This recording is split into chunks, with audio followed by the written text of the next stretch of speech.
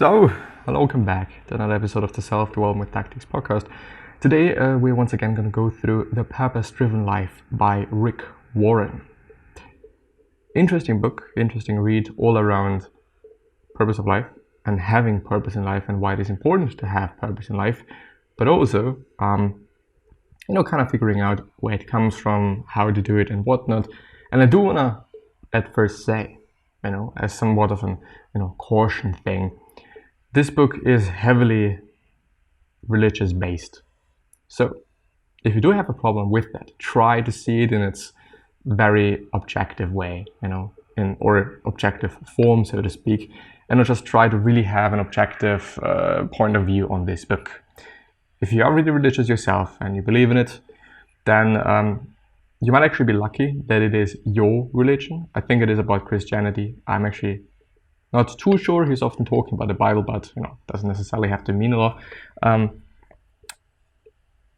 Might be a little bit problematic, might be a little bit strange, but still, if you are in this position that it is not your religion, please try to look at it in a very objective way. If you are Christian, then, then I do not need to say anything, I guess. So let's actually have a look at it. We're going to go ahead with the master plan. There is a grand designer behind everything. Your life is not a result of random chance, fate, or luck. There is a master plan. Because every day of your life was written on God's calendar before you were born, everything that happens to you has spiritual significance. Everything. Nothing in your life is arbitrary. It is all for a purpose. Before God created you, He decided what role He wanted you to play on earth. He planned exactly how He wanted you to serve Him, and then He shaped you for those tasks. God formed every creature on this planet with a special area of expertise. You're not an assembly line product, mass-produced without thought. You are a custom designed, one-of-a-kind, original masterpiece. I do want to highlight, I think, two things, maybe a few. The last one. You are custom designed, one-of-a-kind, original masterpiece. First of all, it is great that it rhymes. Second of all, this is just the truth. No one is like you. You might have a twin, but still I think that there's going to be some differences. Even though you are a twin or you have a twin or whatnot, an identical one. I'm actually not quite sure. I do not know the science behind it. I do not know studies or the literature behind it, but I would argue and think that there are some differences. On the other hand, if you do not have a twin whatsoever, still you are a masterpiece. You are one of a kind. And that is pretty fucking amazing. There's no one like you. No one. No one is like you. So you could take this as something good, or you can also take it as something bad. I try to always choose the good thing because, for example, if you lose a loved one, whether it is about a relationship, whether it is about death, then this person is never ever going to be there again. This unique person is never ever going to be here again. Or, well, if it is in terms of a relationship, you might be able to kind of connect with this person again, but another topic for another day. Still, you are unique. On the other hand, before God created you, He decided, no, not this one. Nothing in life is arbitrary. Nothing in life is arbitrary. What this could mean for you is that it's all for a purpose. Well, what this could mean for you is that whatever happens in your life, it is for some sake. You can believe in it. You also can't believe in it. I think it kind of makes sense to choose to believe in that whatever happens and whatever might happen to you is for some sake. That not everything that you're doing and everything that you're having to encounter and having to deal with is just there for you to break down, there for you to feel bad, whatever. Who knows if another door is going to open. When one door closes, most often another one opens. So when something bad happens to you and something that you actually do not want to have, do not want to happen to you, then who knows? Maybe it is for something good. Maybe it leads to something good. Maybe it is something good in the really end, but you wouldn't know, or you can't know, if you're not on this planet anymore. So no matter what you're going through, there might be a reason why you're going through that. You know, this might lead to something amazing, might lead to something that you're going to be happy about, even if it is really hard at the time, even if it is just, you know, breaking you every single day, mentally or physically or whatever. Maybe it is good. Maybe there is something good that you can learn from it, and well, maybe it leads to something good. Eternity. Knowing your purpose prepares you for eternity. Many people spend their lives trying to create a lasting legacy on Earth. They want to be remembered when they are gone. Yet, what ultimately matters most will not be what others say about your life, but what God says. Living to create an earthly legacy is a short-sighted goal. A wiser use of your time is to build an eternal legacy. You weren't put on Earth to be remembered. You were put here to prepare for eternity. Life on Earth is just the dress rehearsal before the real production. You will spend far more time on the other side of death in eternity than you will here. Well, nobody really knows about that. You know, nobody really knows what is going to happen after death. But I think it is not bad to prepare for it anyways, you know, because who knows, maybe there is something. Even though we do not clearly know yet, you know, maybe throughout my life we're going to be able to figure that out. But still, I understand people that are trying to build a legacy, you know, trying to be remembered as somebody special and or just somebody. But still, I think it is also a cool and interesting thought to think about your eternal legacy, you know, that you are preparing yourself. But maybe your earthly legacy can be a good starting point for your eternal legacy. Which means that, you know, maybe only focusing on your worldly or earthly legacy may or may not be just, you know, too smart, but keeping in mind that there might be something after death. I might be losing everything, you know, this is not eternal. Nothing is eternal, quite, you know.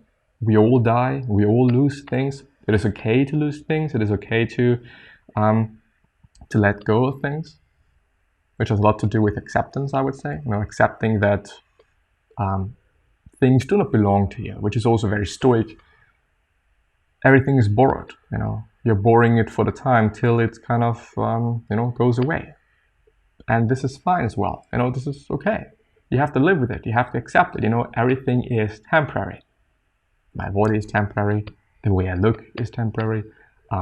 My health is temporary. My friends are temporary. Everything is temporary, which, you know, I think makes you appreciate things a bit more than usually. Anyway, at most you will live 100 years on Earth, but you will spend forever in eternity. Well, at most, I don't know, you know, there's people living longer than 100 years, but still. When you fully comprehend that there is more to life than just here and now, and you realize that life is just preparation for eternity, you will begin to live differently. You will start living in light of eternity, and that will color how you handle every relationship, task, and circumstance.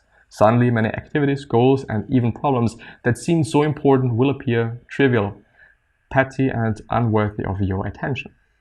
Which is exactly what I thought about as well. You know, if you think about the fact that there is eternity, that there is something after your life, you know, one could argue that life itself does not become, or does become, not as precious as it is at this point.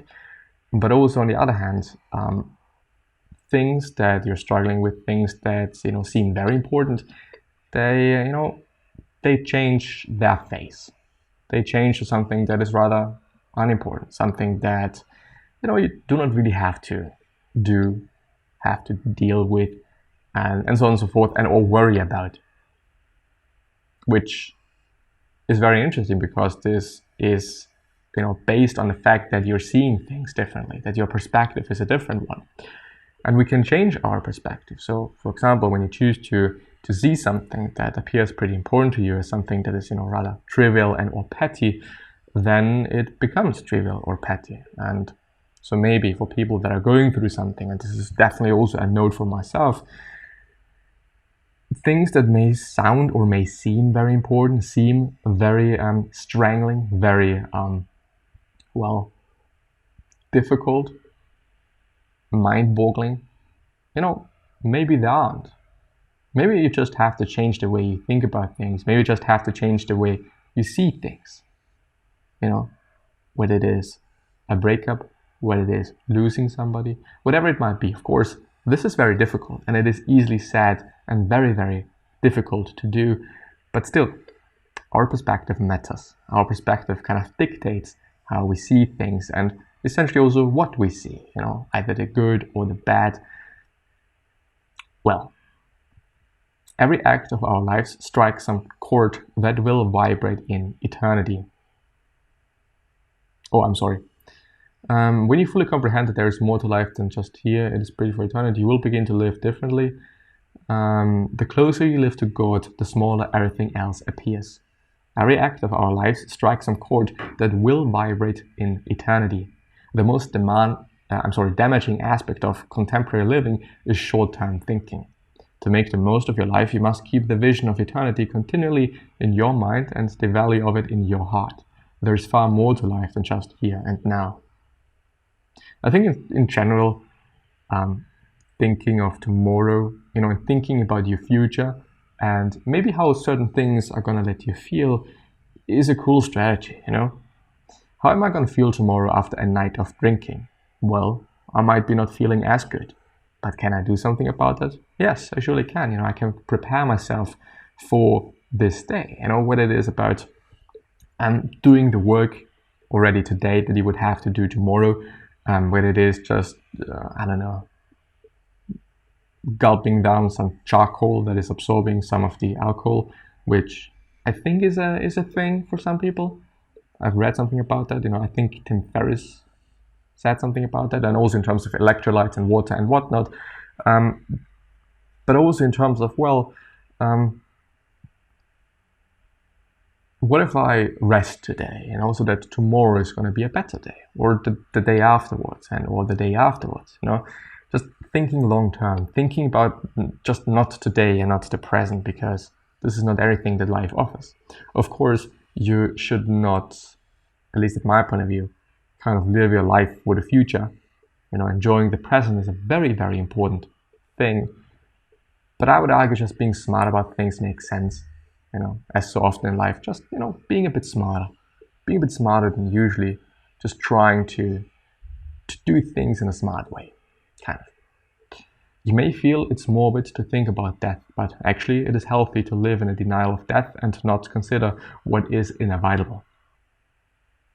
Only a fool would go through life unprepared for what we all know will eventually happen. You need to think about eternity, not less. You need to think more about eternity and not less. Retirement is a short-sighted goal. You should be living in the light of eternity.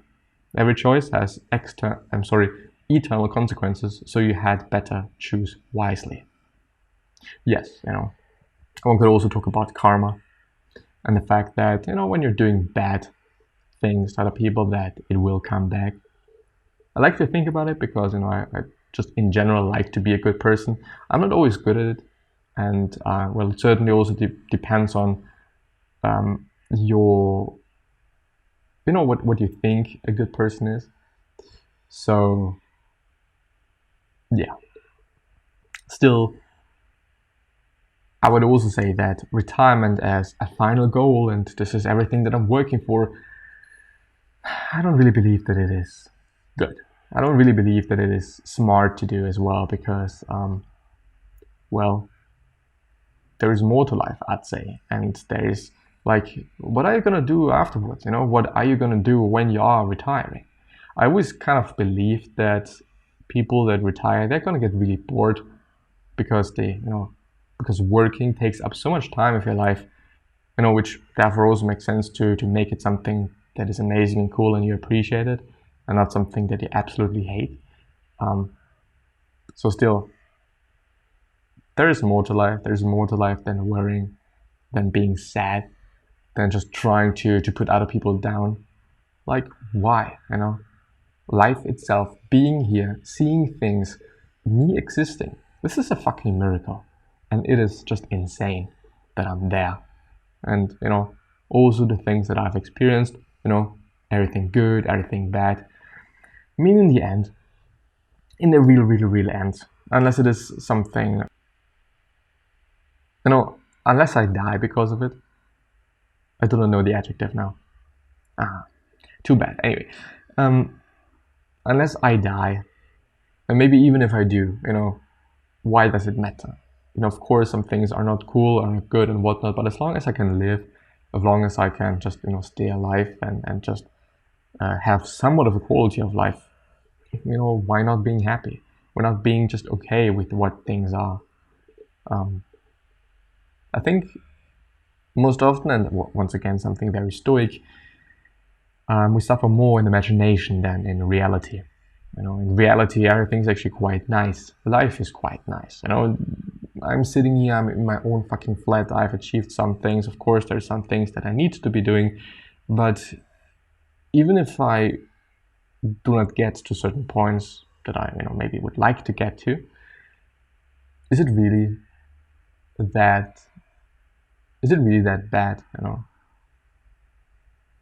maybe there's some meaning behind that. Anyway, I think that I'm gonna end the episode here. So I'm gonna hopefully see you soon, and bye bye. Have a nice day.